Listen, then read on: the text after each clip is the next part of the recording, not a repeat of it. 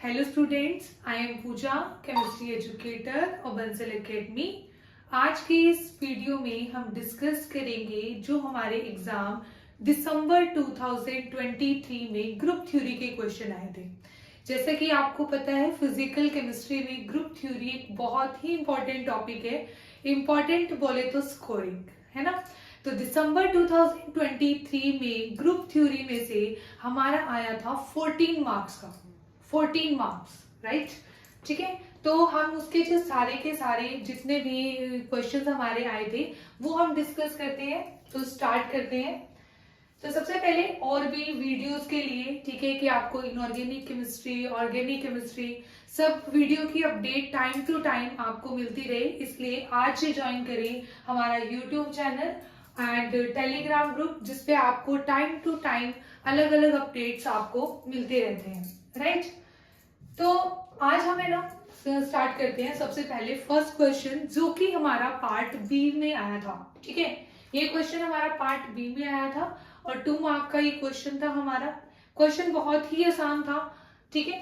तो देखिए, तो सबसे पहले क्वेश्चन है हमारे पास, the molecule MX5 belongs to the point group D3H। ठीक है, हमें क्या दे रखा है कि जो मॉलिक्यूल है हमारा MX5 टाइप का मॉलिक्यूल है, MX5 बिलोंग्स टू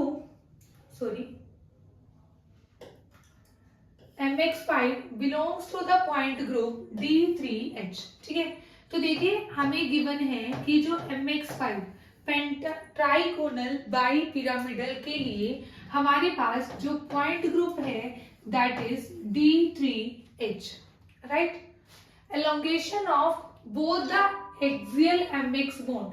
ठीक है, पहले उसने क्या कहा है कि अगर हम इन एक्सियल बॉन्ड की एलोंगेशन कर दें, जो हमारे पास ये वाली बॉन्ड्स है, ठीक है, these are the axial bonds, ठीक है, एक्सियल बॉन्ड्स, ठीक है। Then one of the axial bonds yields A, तो कहता है कि A बन जाएगा आपके पास, इस तरीके से बन जाएगा। And elongation of one of the MX equatorial bond. Equatorial bond हमारी कौन सी होंगी? ये वाली बॉन्ड्स हैं, ठीक है, ये वाली बॉन्ड्स हैं जो हमें इस तरीके से गिवन है, ठीक है। ये बिलो द प्लेन आपको गिवन है लाइक दिस, ठीक है। तो हमारे पास कहते हैं कि क्या बन जाएगा? B molecule. तो हमें बताना है the point group of A and B respectively are, कि मींस एलोंगेशन करने के बाद जो पॉइंट ग्रुप है उसके ऊपर क्या इफेक्ट होगा, राइट। तो देखते हैं, ठीक है। अब देखिए जो हमारे पास है ना, जो हमारे पास ये D3H ग्रुप होता है उसमें क्या होगा? D3H में हमारे पास होती है एक C3, ठीक। तो D3H में, D3H का मीनिंग है एक तो C3 है और दूसरा क्या है? सिग्मा H यहाँ पर प्रेजेंट है, राइट। अब जब हमने सबसे पहले मान लीजिए हमारे पास ये था MX5, ठीक है, MX5 ऐसे ही बनेगा ट्राइगोनल बाई पिरामिडल, राइट। जब हमने एलोंगेशन करवाई अलोंग एक्सियल, ठीक है, एलोंगेशन हम करवा रहे हैं along axial bond, along axial bond. तो एक्सियल बॉन्ड के अलोंग जो एलोंगेशन है उससे ये चीज हो जाएगी, ये वाली बॉन्ड्स इस तरीके से हो जाएंगी और आपके पास जबकि ये वाली बॉन्ड्स हैं वो एज इट इज ऐसे ही रहेंगी, राइट।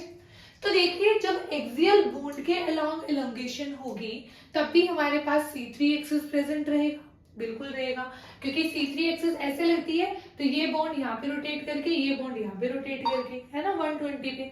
तो इट मींस इस केस में जिसको उसने A लिखा है, मेंशन किया है एग्जाम में, उसमें C3 एज इट इज क्या रहेगा? प्रेजेंट रहेगा। एंड सेकेंड थिंग, अब देखिए जो ये वाली एक्सिस हमारी है, ठीक है, मान लीजिए हमने इसको क्या कंसीडर किया? X हमने इसको कंसीडर किया, इसे Y, इसे Z, राइट। तो ये वाली एक्सिस, तो X हमारी क्या हो गई? X हमारी हो गई कौन सी एक्सिस? Principal axis, right. अब अगर हम एक ऐसे प्लेन जो बोर्ड में प्लेन पास हो रहा है, देखो बोर्ड में कौन सा प्लेन है? YZ, ठीक है, अगर ऐसे होता तो उसको क्या बोलते हैं, एक्स जेड, ऐसे लाइक दिस, ठीक है, एक्स जेड प्लेन, राइट। तो वाई जेड प्लेन, क्योंकि यहाँ पर मॉलिक्यूलर प्लेन भी एज इट इज प्रेजेंट है, अगर आप मॉलिक्यूल को ऐसे कट करोगे तो वो एज इट इज रिफ्लेक्ट होगा ना, तो इसका मतलब इसमें सिग्मा एच भी क्या है, प्रेजेंट है।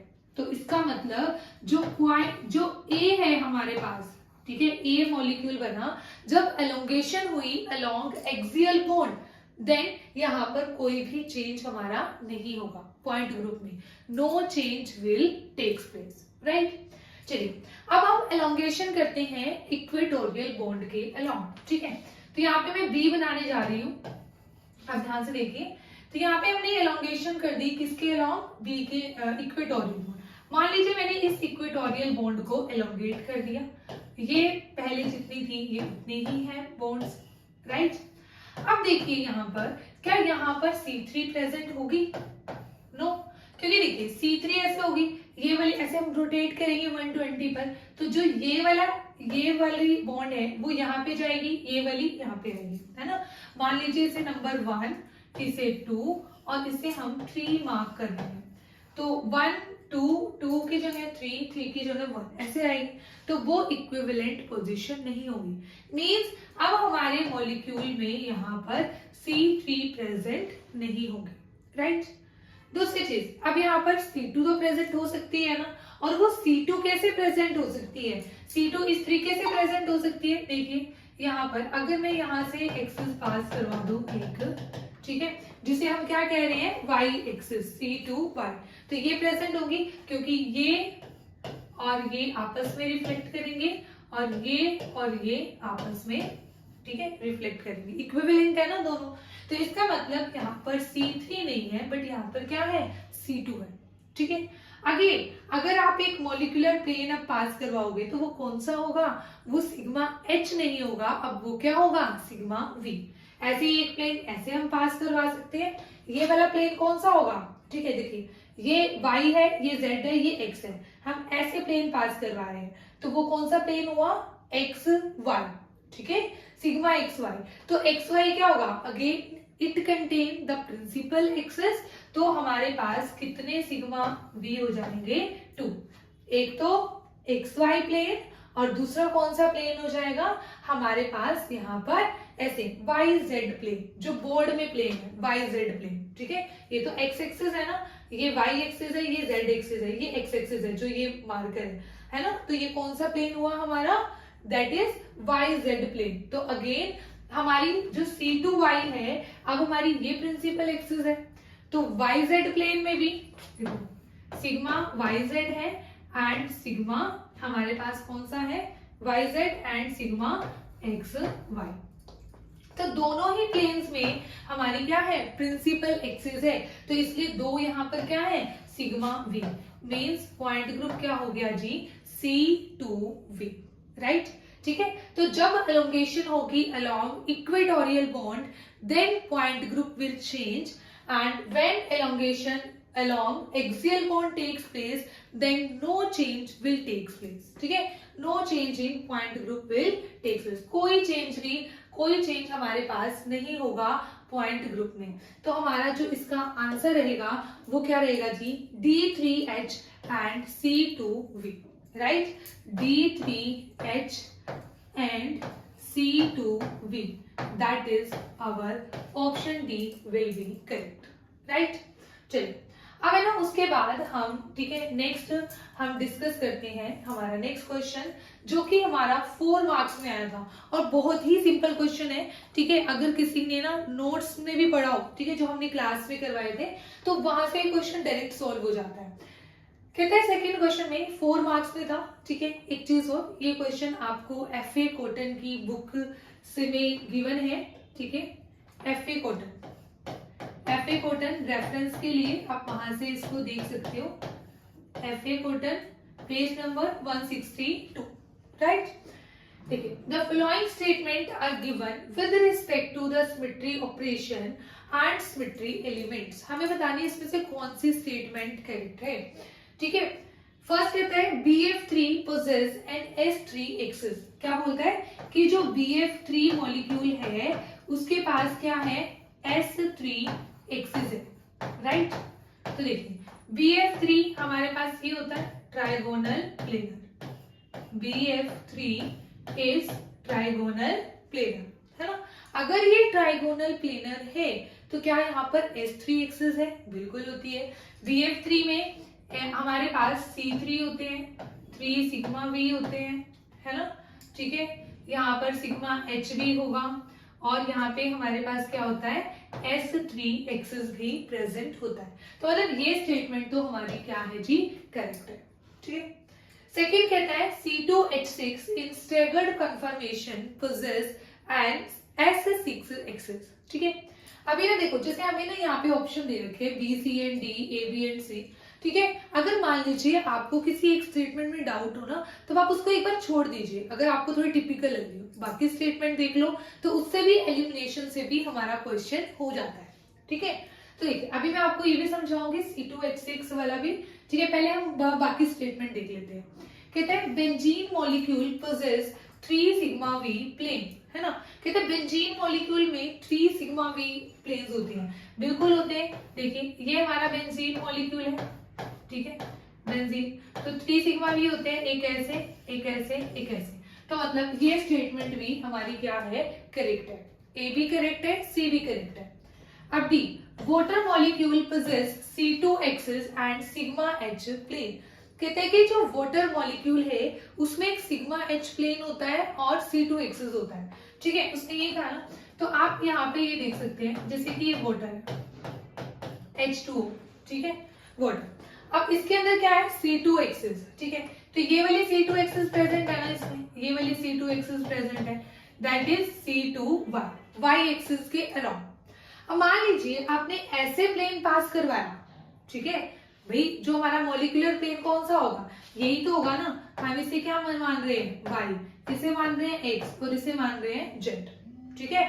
तो हम क्या करेंगे यहाँ पर, इस केस में हमारे पास क्या आ जाएगा, यहाँ पर देखिए ये वाला प्लेन हम पास करवाएंगे, बोर्ड वाला प्लेन। तो बोर्ड वाला प्लेन कौन सा है, YZ प्लेन, है ना।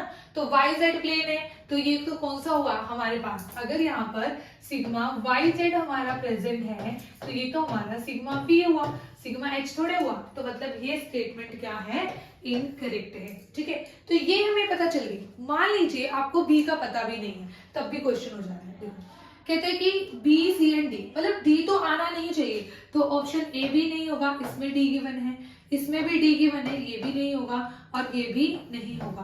तो मतलब आंसर क्या होगा, A, B and C only, ठीक है।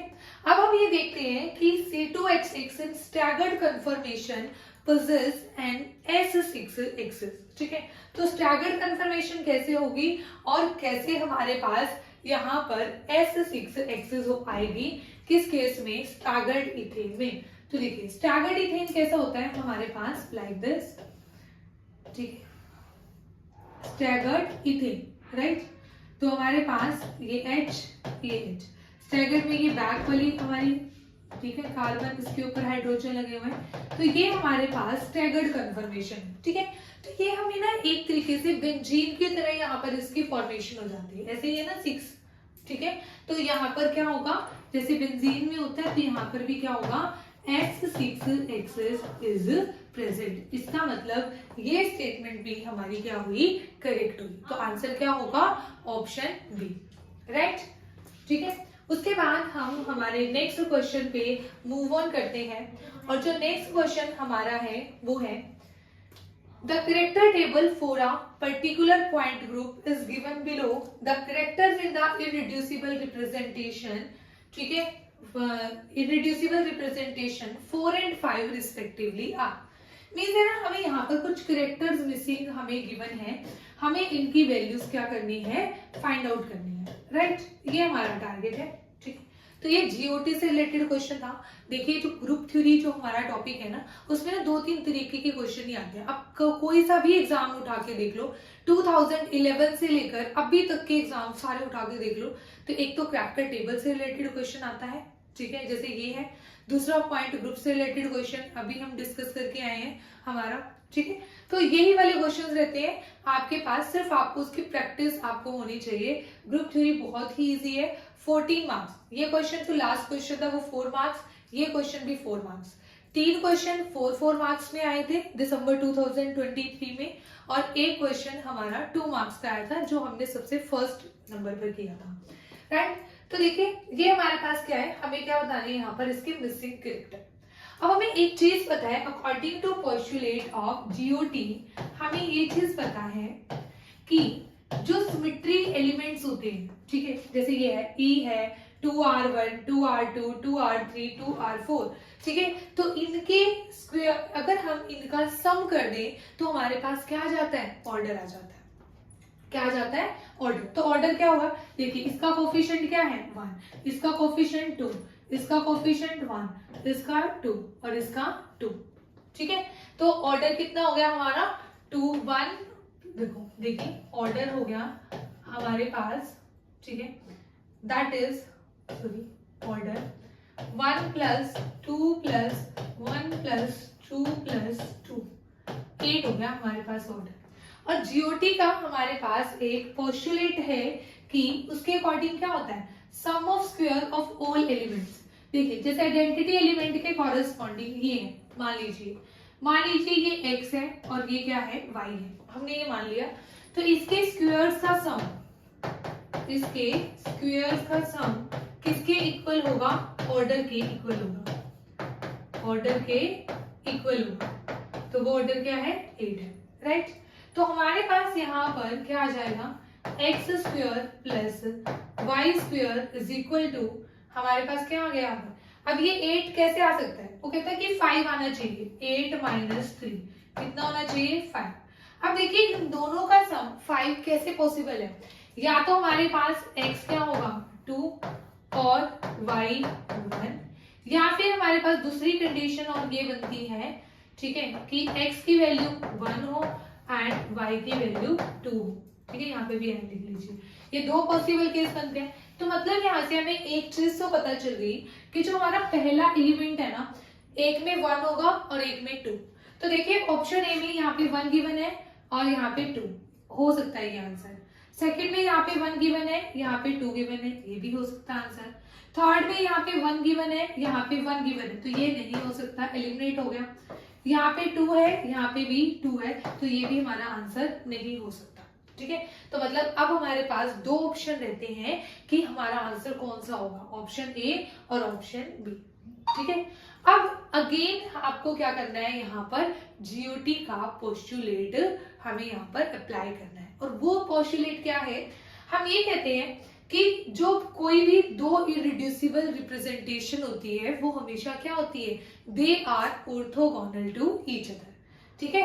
मान लीजिए मैंने जो ये हमने ये फोर्थ वाली है, जो ये फोर्थ वाली रिप्रेजेंटेशन है, अगर हमें आंसर देके मान लीजिए हमने मान लिया कि ऑप्शन ए करेक्ट है, ऑप्शन ए क्या है करेक्ट, तो IR4 और IR3, मैं IR4 और IR3 इनका मल्टीप्लाई करके देख लेती हूँ, ठीक है, कि वो आंसर क्या आएगा हमारे पास, क्या वो हमारे पास इक्वल टू ऑर्डर आता है, ठीक है।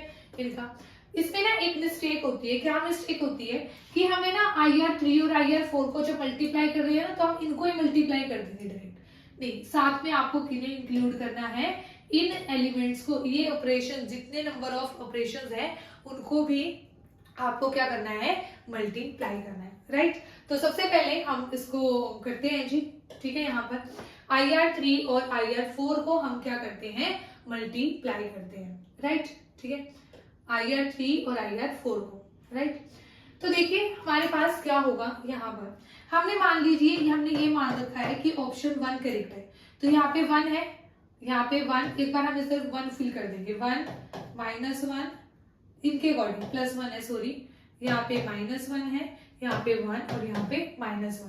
अगर हम ऑप्शन ए को करेक्ट मान रहे हैं तब की बात मैं बोल रही हूँ, तो इनको मल्टीप्लाई करो जी, ठीक है, इनको मल्टीप्लाई करो, IR3 एंड IR4, तो देखते हैं ये क्या आएगा, ये क्या आना चाहिए, इक्वल टू 0, ऑर्थोगोनल तभी होता है ना 0। तो IR3 में 1, IR4 में 1, अब इसका कोएफिशिएंट क्या है 1, तो यहाँ पे 1 से मल्टीप्लाई, प्लस यहाँ पे 1 × -1, 1 × -1, यहाँ पे क्या है 2, यहाँ पे 2 प्लस, ठीक है, फिर -1 into 1 -1 into 1 into 1, right, plus हमारे पास 1 into -1 into 2 plus -1 into 1 into 2। तो देखिए हमारे पास क्या आ जाएगा यहाँ पर 1 -2 -1 -2 -2, ये आ गया ना। तो क्या ये 0 आया? क्या ये 0 आया? Not equal to 0। तो ये 0 के इक्वल नहीं आया, तो इट मीन्स हमारे पास यहाँ पर ऑप्शन ए हमारा आंसर नहीं है। ठीक है, तो आंसर क्या होगा? Option B. अब तो आप लगा सकते हो क्योंकि हमने 3 को एलिमिनेट कर दिया, बट स्टिल फिर भी आप इसको, अब मान लीजिए ये हमारे इसके क्या है? कैरेक्टर्स हैं, तो उन्हें हम चेक कर लेते हैं एक बार। ठीक है, तो उन्हें हम चेक कैसे करेंगे? आइए अब ऑप्शन बी को हम क्या करते हैं? चेक करते हैं। ऑप्शन बी के अकॉर्डिंग हमें ये लिखना चाहिए यहाँ पर 1 -1 1 +1 है, सॉरी +1 -1। ठीक है, तो देखिए अब इनको मल्टीप्लाई करके देखिए ऑप्शन बी के अकॉर्डिंग, तो हमारे पास यहाँ पर क्या आ रहे हैं? 1 इंटू 1 इंटू 1। ठीक है, तो 1 आ गया यहाँ पे, -1 इंटू -1 इंटू 2, तो कितना आ गया यहाँ पर? प्लस का 2। ठीक है, 1 इंटू 1 इंटू 1 प्लस 1 इंटू -1 यहाँ पर -2। ठीक है, इससे मल्टीप्लाई कर दिया, -1 1 2, तो यहाँ पे क्या आ गया? -2, राइट। तो देखिए 1 और 1 2 और एक 2 कैंसिल, फिर 2 और 2 कैंसिल, तो 0 आ गया ना। तो इसका मतलब यहाँ पे हम कंफर्मेशन कर सकते हैं हमारा आंसर क्या होगा? Option B will be correct, right. तो बहुत आसान क्वेश्चन थे यहाँ पर ग्रुप थ्योरी के, जिसने एक बार ग्रुप थ्योरी पढ़ ली और एक बार रिवीजन कर ली, वो ठीक है आसानी से ग्रुप थ्योरी के क्वेश्चन अटेम्प्ट कर सकते हैं, राइट। चलिए उसके बाद हमारे पास हमारा जो नेक्स्ट एंड लास्ट क्वेश्चन आता है, इस क्वेश्चन को मैं ये कहूंगी ये थोड़ा सा लिटिल बिट, थोड़ा सा मतलब मॉडरेट था, मतलब मैं ये भी नहीं कह सकती कि बहुत ही ज्यादा डिफिकल्ट था, डिफिकल्ट नहीं था। वो पहले जो 3 क्वेश्चन थे वो तो बहुत ही इजी थे, और ये वाला क्वेश्चन है थोड़ा सा मॉडरेट है। ठीक है, तो देखिए कहाँ पर है? Consider a matrix representation A of the water molecule in the basis V1 V2 where V1 and V2 are the bond vectors along 2 OH bonds. ठीक है, consider another matrix representation B of the same molecule in a new basis set U1 U2. ठीक है, such that U1 is equal to, देखिए कहने का मतलब क्या है? उसने कहा है कि OH बॉन्ड है हमारे पास, ऐसे मान लीजिए उन्होंने इसकी ना वेक्टर रिप्रेजेंटेशन दे दी। वेक्टर रिप्रेजेंटेशन कैसे दी? उन्होंने कहा कि जो U1 है ना वो हमारे पास है 1/√2 V1 प्लस में V2। इसका मतलब जो दोनों बॉन्ड्स की डायरेक्शन है वो सेम डायरेक्शन में उसने मानी है, मतलब ये है और ये है। तो ऑब्वियस ही बात है इसका जो रिजल्टेंट है वो कुछ यहाँ पर लाई करेगा, और उस रिजल्टेंट को हमने क्या बोल दिया? U1। ठीक है, तो हमने इस रिजल्टेंट को हम क्या बोल रहे हैं? U1, right. इस कोफिशिएंट से देखो उसने हमें ऐसे दिया U1 is equal to 1/√2 into V1 plus में V2, राइट, ऐसे दिया ना। तो V1 प्लस V2 तो मतलब दोनों की सेम डायरेक्शन है, ये रिजल्टेंट दिया हुआ है। इस कोफिशिएंट से तो हमें कोई मतलब नहीं है, इसका मतलब ये है ये दोनों सेम डायरेक्शन में है। जबकि उसने हमें U2 हमें क्या दिया है? U2 हमें दिया है 1/√2 into V1 vector minus V2 vector. मतलब यहाँ पे जो इन दो OH बॉन्ड की डायरेक्शन है वो क्या है? अपोजिट है, ठीक है, वो सेम नहीं है। तो देखिए जो V1 और V2 है यहाँ पर, इसको मैं क्या लिख देती हूँ? ये V1 और ये V2, ठीक है। और यहाँ पे जो हमारे पास आएगा U2 V1 माइनस V2, वो कैसे आ रहा है? यहाँ पे मान लीजिए ये हमारे पास वाटर मॉलिक्यूल है, ठीक है, ये हमारे पास वाटर। तो यहाँ पे ना आपके पास मान लीजिए ये क्या है? V1। अब जो V2 है ना वो यहाँ पे है, यहाँ पे है, ठीक है, H यहाँ पे क्या है हमारे पास? ये क्या होगा? V2, ठीक है। तो इसका जो रिजल्टेंट है वो कुछ यहाँ पर लाई करेगा, ठीक है। देखिए पहले तो हमारे पास यहाँ होना चाहिए था ना, यहाँ होना चाहिए था V2, ठीक है। या इसको V1 ही मान लो, इसको V1 मान लो, इसको V2, जैसे पहले मॉलिक्यूल में बनाया। पर उसने कहा ये यहाँ पर नहीं है, ये अपोजिट डायरेक्शन है। अपोजिट का मतलब ये इस डायरेक्शन में है, ठीक है। तो ये और ये डायरेक्शन बनेगी। तो this is for V1 and this is for V2। इसका रिजल्टेंट U2 कुछ यहाँ पर लाई करेगा, राइट। अब क्वेश्चन कहता है the character table for C2V point group is given below. C2V point group है मतलब वाटर मॉलिक्यूल है, वही चीज होगी। तो कहते हैं the irreducible representation that contribute to Br, ठीक है। कहते हैं इस मॉलिक्यूल के लिए कौन करेक्ट होगी, कौन सी इररिड्यूसिबल रिप्रेजेंटेशन करेक्ट होगी, A1 and B1, A1 and B2, A2 and B1, ठीक है। तो चलिए चेक करते हैं हम सबसे पहले कैसे हमें चेक करना है।